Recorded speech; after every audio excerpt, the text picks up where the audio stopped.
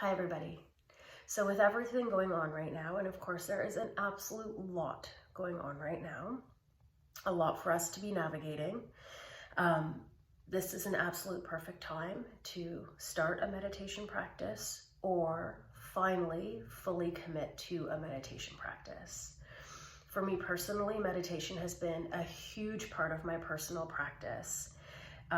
It helps me ground my energy. It helps me connect to where my energy is that day, whether I've had trouble sleeping the night before, or I have a lot going on in the day ahead, or not much of anything going on in the day ahead, and how to really just kind of sort that out by essentially clearing my mind and connecting back to connecting back within. Another huge part of my meditation practice is focusing on gratitude. And when my mind starts to wander off, coming back to the things in my life that I'm very grateful for. And it's a pretty big energy shifter. So, here are some tips for you to really get this meditation practice started. First, I would suggest finding a quiet space in your house or apartment or wherever you live that will always be set up. So a little quiet corner that maybe you leave a candle or some incense, your meditation mat or meditation cushion, and it's just there. It's like a little nook. So every time you walk by it, it calls a little bit to you, but also it brings you peace. And along with that, when we start a meditation practice, it's really, it can be quite powerful to have a ritual process so that when you sit down to meditation, there's something that shifts inside of you that's like, okay, and now we begin. So for me, what I do is I will light a candle and then I'll light some incense. And just that very act of lighting the incense, pausing a moment, is that clears the air, that sets the space, that this now is my time. A couple other things that I think are really important. Get a meditation cushion. I don't know very many people who are above the age of 12 that can sit flat in cross-leg position on the floor without starting to be in pain after a little while. So anything will do. This is actually my favorite cushion. It's from Half Moon, which is a Canadian company, much loved. And when you sit up on the meditation cushion, and the reason you want to be sitting on the cushion is because when we sit here, often we kind of roll back. So in sitting up on the edge of the cushion, it just gives our lower back a little more space and allows us to feel more comfortable. So some sort of meditation cushion. If you don't have a meditation cushion in your house right now, chances are you have throw pillows on your couch or your bed. Pick the ones that are more dense. So the super soft squishy ones, you can pack them up together and sit on them, or get those more dense cushions and they'll totally work fine. That's what I use when I travel. I don't carry my meditation cushion around with me. I'll just take the throw pillows off the bed at the hotel and use those. But having something to sit on, being comfortable, is going to help you immensely. It's hard to be in meditation when your leg is falling asleep and your hip is screaming at you. So we've set the space, we've created a ritual, we've got our seat. Couple other tools. For me personally, I find music extremely helpful. And I know certainly when we are an advanced meditation practitioner, we want to get rid of all external distractions for our senses, and that is part of the act of pratyahara and withdrawal of the senses. However, for me and my active brain, the sound draws me in.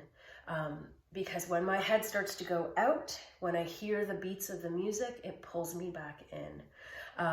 Something else that might be easy for you is nature sounds if you have them. But I really find a piece of music is extremely helpful. The other thing that helps with music is that you can pick the particular track that you want to use, and mantra music is beautiful. If you look at artists like Deva Premal or Sanam Kaur as some of the more popular ones, Ajit Kaur, there's so many beautiful mantra singers out there that you can actually take that particular song and say, okay, I'm going to meditate for this whole song. And then you're not constantly checking your watch, checking the time, because that's another thing that really pulls us out of our meditation practice, is when we're constantly like, how long have I been here for again? So either use the music to time you, or the timer on your phone works perfectly, or a meditation app. So there's lots of them out there. My personal favorite, the one that I use all the time, is Insight Timer. And they have a free program and a paid for program. And they have a whole host of different meditation programs for you. So if music isn't enough to really pull you in, there's guided meditations where there's actually someone speaking to you and taking you through the journey of your meditation.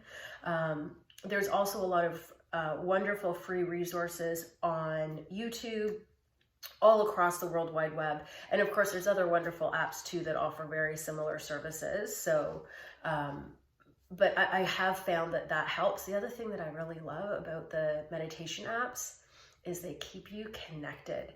So, I've been pretty consistent with my meditation for many years, but I'm human and I fall off, right? And so I'll meditate for, 4 or 5 days, and it's like, it's Saturday morning. Don't really feel like meditating, and so I'll end up skipping the day, or I'll say, I'll meditate later, and I never get around to it. Well, what my meditation app has done for me is it's kind of hooked me in, where I get points for every 10 days consecutive that I meditate. And so I'm like, I want all the points.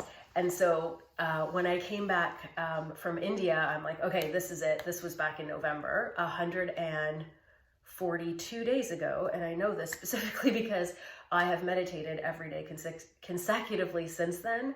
And on those days where I just not feeling it, I'm like, but I need that day. I can't lose this, especially now I'm at 142, right? Can't start back at 0.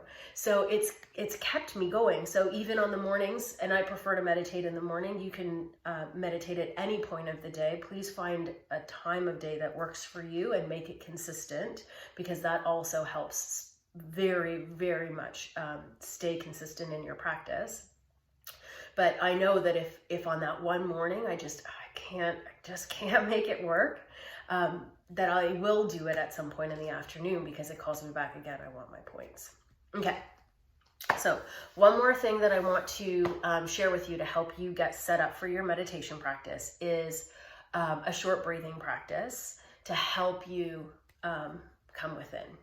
So alternate nostril breath is a wonderful practice to help balance out those energies. And for alternate nostril breathing, take your right hand, I'll mirror image you to help you. So first 2 fingers, I always bring them up to my third eye, and then I use my thumb and the inside of my ring finger to cover off my nostrils, okay?